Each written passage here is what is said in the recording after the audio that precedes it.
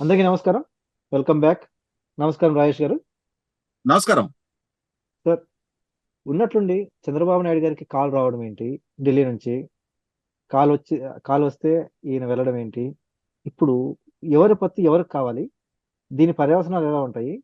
రాష్ట్ర భవిష్యత్తు ఎలా ఉండబోతుంది? అసలు టీడీపీకి ఒరిగేది ఏమైనా ఉంటుందా? లేకపోతే బీజేపీకి దీనివల్ల ఏమన్నా లాభం చేకూర్చే అవకాశం ఉంటుందంటారా? కాస్త వివరించండి సార్ ఈ పొత్తు గురించి. ఇప్పుడు చంద్రబాబు నాయుడు గారికి భారతీయ జనతా పార్టీ కేంద్ర నాయకత్వం నుంచి నిన్నే మొట్టమొదటిగా కాల్ రావటం కాదు. మీరు గమనించుకుంటే తెలంగాణ అసెంబ్లీ ఎన్నికలకి కొద్ది ముందుగా కూడా అమిత్ షా గారు, నడ్డా గారి నుంచి కాల్ రావడం జరిగింది. చంద్రబాబు నాయుడు గారు ఢిల్లీ వెళ్లి వారితో చర్చించి రావడం జరిగింది. కానీ ఆ చర్చల ఎజెండా ఏంటి అనేది, అంటే వారు ఎందుకు పిలిచారు, వీరు ఎందుకు వెళ్ళారు అక్కడికి, మీడియాలో రకరకాల స్పెక్యులేషన్ జరిగినాయి, సోషల్ మీడియాలో రకరకాల చర్చలు జరిగినాయి. తెలంగాణ ఎన్నికల్లో పొత్తు కోసం ప్రతిపాదించారు అని చెప్పని, తెలంగాణ ఎన్నికల్లో మద్దతు తెలపని అడిగారు అని చెప్పని రకరకాల స్పెక్యులేషన్స్ అయితే జరిగినాయి. కానీ వాస్తవ రూపంగా చూసుకుంటే తెలుగుదేశం పార్టీ భారతీయ జనతా పార్టీ తోటి అలయన్స్ పెట్టుకోలేదు. లేదు, తాను ఎన్నికల నుంచి బహిష్కరిస్తున్న నేపథ్యంలో తన శ్రేణులకి భారతీయ జనతా పార్టీకి మద్దతు తెలపమనే పిలుపు కూడా ఇవ్వాల. కాబట్టి ఊహలకి వాస్తవానికి మధ్య ఉన్న వైరుధ్యం మనకి ఇక్కడ చాలా స్పష్టమవుతా ఉంది. అదే సందర్భంలో ఇప్పుడు కూడా ఎందుకు కేంద్ర భారతీయ జనతా పార్టీ నాయకత్వం చంద్రబాబు నాయుడు గారిని పిలిచారు, చంద్రబాబు నాయుడు గారు కూడా ఎందుకు వారి పిలుపుని మన్నించి ఢిల్లీ వరకు వెళ్లారు, అసలు వారి మధ్య ఏం చర్చలు జరిగినాయి, వారేం ప్రతిపాదించారు, వీరేం సమాధానం చెప్పారనేది అధికారికంగా ఇరు పార్టీల నాయకత్వాల వైపు నుంచి ఒక ప్రకటన వస్తే తప్పితే అప్పటి వరకు మీరైనా నేనైనా ఊహాజనితమైన సమాధానాలే మాట్లాడుకోవాల్సి ఉంటది. కాకపోతే ఏంటంటే ఒకటి, ఇప్పుడున్న పరిస్థితులు పరిణామాల్ని బేరీ చేసుకుంటే 2019లో అధికార బాధ్యతలు చేపట్టిన జగన్మోహన్ రెడ్డి గారు 2024 ఎన్నికలకి ఆయన సమాయత్తం అవుతున్న తీరు, వ్యవస్థలను గుప్పెటి పెట్టుకొని వ్యవస్థను దుర్వినియోగపరుస్తా ఒక రకంగా ఒక ప్రచ్ఛన్న యుద్ధాన్ని ప్రతిపక్షాల మీద ఆయన ప్రదర్శిస్తా ఉన్నారు. అంటే ఎన్నికల్లో రాజకీయ పార్టీల్ని ప్రత్యర్థులుగా కాకుండా శత్రువులుగా భావిస్తున్నారు. అదే సందర్భంలో 2019 ఎన్నికల్లో నెగ్గిన ఆయన పదవీ స్వీకారం చేసిన మర్నాటి నుంచి కూడా, ఇన్ఫాక్ట్ ఇంకా పదవీ ప్రమాణ స్వీకారం చేసిన ఆ రోజు నుంచి మళ్ళీ తిరిగి 2000 ఎన్నికల్లో ఎలా నెగ్గాలి అనే దిశగానే ఆయన ఆ రోజు నుంచి ఎన్నికల ప్రణాళికలు, ఎన్నికల వ్యూహాలు అమలు చేస్తా వస్తున్న తీరు చూస్తున్నాం. తనకి రాజకీయంగా ప్రత్యర్థులే కొనసాగకూడదు, ప్రత్యర్థులు ఉండకూడదు, తన ప్రశ్నించే వాళ్ళే ఉండకూడదు అని చెప్పని ఒక దమన నీతిని ప్రదర్శిస్తున్న జగన్మోహన్ రెడ్డి గారి పరిపాలన చూస్తా ఉన్నాం.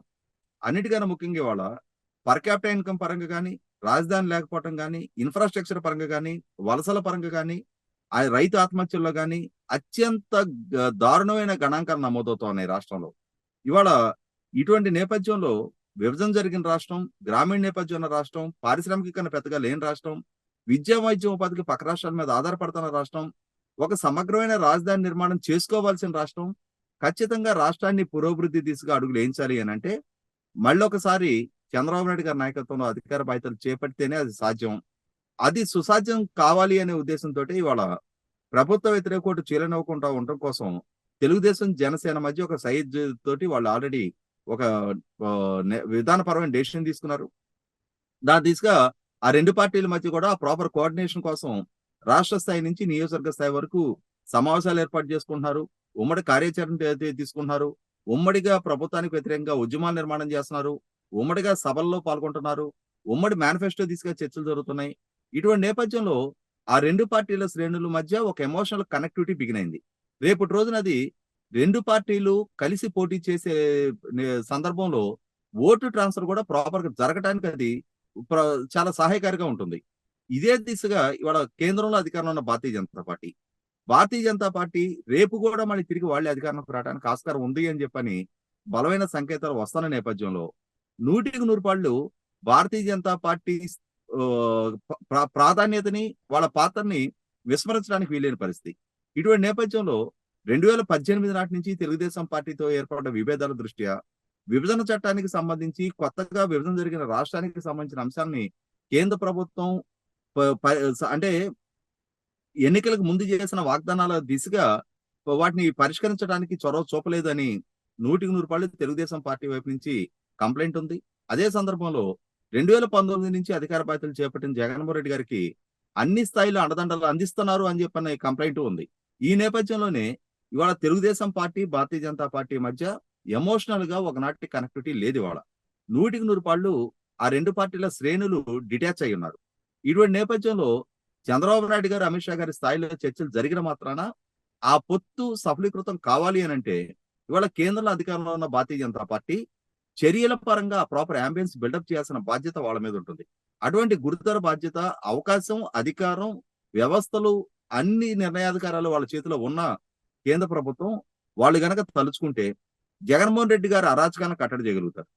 తిరుపతి పార్లమెంట్ ఎన్నిక సందర్భంగా కానీ, లేదు స్థానిక సంస్థల ఎన్నికల్లో ఆయన ప్రదర్శించిన వైఖరి మనం చూసాం. ఆ ఎన్నికలను ఎదుర్కోవడానికి ఎటువంటి అకృత్యాలకు పాల్పడింది, ఎన్నికల రంగాన్ని, ఎన్నికల వ్యవస్థని ఒక అపహాస్యం పాలు చేసే విధంగా, ఒక ప్రహసనంగా మార్చిన తీరు చూసాం.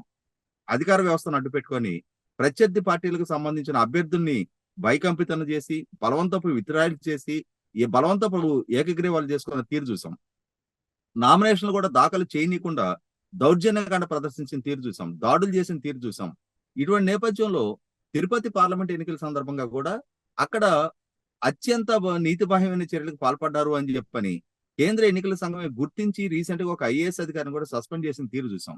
ఇటువంటి నేపథ్యంలో జగన్మోహన్ రెడ్డి గారి హయాంలో అంటే ఆయన పాలకుడుగా కొనసాగుతుండగా రేపు జరగబోతున్న అసెంబ్లీ ఎన్నికల్లో మరిన్ని అకృత్యాలు చోటు చేసుకోవడానికి ఆస్కారం ఉంటది అనేది అందరికీ అర్థమవుతున్న నేపథ్యంలో ఫ్రీ అండ్ ఫెయిర్ ఎలక్షన్ జరగాలి అని అంటే ఖచ్చితంగా కేంద్ర ప్రభుత్వం వైపు నుంచి వారి సరైన అండదండలు అందించాల్సిన అవసరం ఉంది. జగన్మోహన్ రెడ్డి గారిని కట్టడి చేయడానికి సరైన చర్యలు తీసుకోవాల్సిన అవసరం ఉంది. ఇక్కడ స్థానిక భారతీయ జనతా పార్టీ నాయకులు జగన్మోహన్ రెడ్డి గారి ప్రభుత్వాన్ని విమర్శించడం మాత్రాన ప్రజల్లో ఆ నమ్మకం కలగట్లేదు. కేంద్ర ప్రభుత్వంలో అధికారంలో ఉన్న పెద్దలు నిర్ణయాధికారం వాళ్ళ చేతిలో ఉంది కాబట్టి, వ్యవస్థల్ని వాళ్ళు శాసించగలిగే అధికారాలు వాళ్ళ దగ్గర ఉన్నాయి కాబట్టి అవసరమైతే జగన్మోహన్ రెడ్డి గారిని పూర్తి స్థాయిలో కట్టడి చేయాలి. ఆయన ఇవాళ నాకు కావాల్సినంతటి ఆర్థిక బలం ఉంది, వ్యవస్థల బలం ఉంది, వాలంటీర్లు లాంటి ప్రైవేట్ సైన్యం ఉన్నారు, వీళ్ళ ద్వారా నేను ఎన్నికలను సుసాధ్యం చేసుకోగలనని చెప్పని భావిస్తున్న నేపథ్యంలో ఎన్నికల కమిషన్ ద్వారా కట్టుదిట్టమైన చర్యలు తీసుకొని ఎన్నికలు పారదర్శకంగా జరగడానికి కనుక కేంద్ర ప్రభుత్వం సహాయకారిగా ముందుకు వచ్చినప్పుడు 100% ఆ రోజు ప్రజలు కూడా భారతీయ జనతా పార్టీ పట్ల విశ్వాసం పెంపొందించుకుంటారు. తెలుగుదేశం శ్రేణులు, భారతీయ జనతా పార్టీ శ్రేణుల మధ్య కూడా ఒక ఎమోషనల్ కనెక్టివిటీ డెవలప్ అవడానికి ఆస్కారం ఉంటుంది. ఇటువంటి నేపథ్యంలో ఆ దిశగా కేంద్ర ప్రభుత్వ పెద్దల వైపు నుంచి, భారతీయ జనతా పార్టీ నాయకత్వం వైపు నుంచి అటువంటి చొరవ గనక చూపిస్తే రేపటి రోజున ఎన్నికల్లో ప్రజలు కూడా ఆశీర్వదించడానికి ఆస్కారం ఉంటది. ఈ కూటమిని అంగీకరించడానికి ఆస్కారం ఉంటది. ఈ కూటమికి ప్రజల మద్దతు పొందడానికి ఆస్కారం ఉంటుంది. ధన్యవాదాలు సార్. ఏం చేసినా సరే లోక కళ్యాణం కోసం ఏది జరిగినా అంత లోక కళ్యాణం కోసం అన్నట్టు ఎలాగోలా ఈ ప్రభుత్వాన్ని గద్దె దింపాలంటే తప్పదు, కొన్ని దుర్మార్గులైనా తప్పదు, కొందరు చేతులు గడపాలని చెప్పేసి కలపాల్సిన అవసరం ఉందని చెప్పేసి చంద్రబాబు నాయుడు గారు కానీ టీడీపీ వాళ్ళు భావిస్తున్నట్టు తెలుస్తుంది. చూద్దాం మరి పొత్తు పొడుస్తుందా, లేకపోతే దీంట్లో ఏమన్నా మరి జగన్ గారు ఆడిస్తున్న నాటకంలో భాగం ఇదంతా అనేది చూడాలి.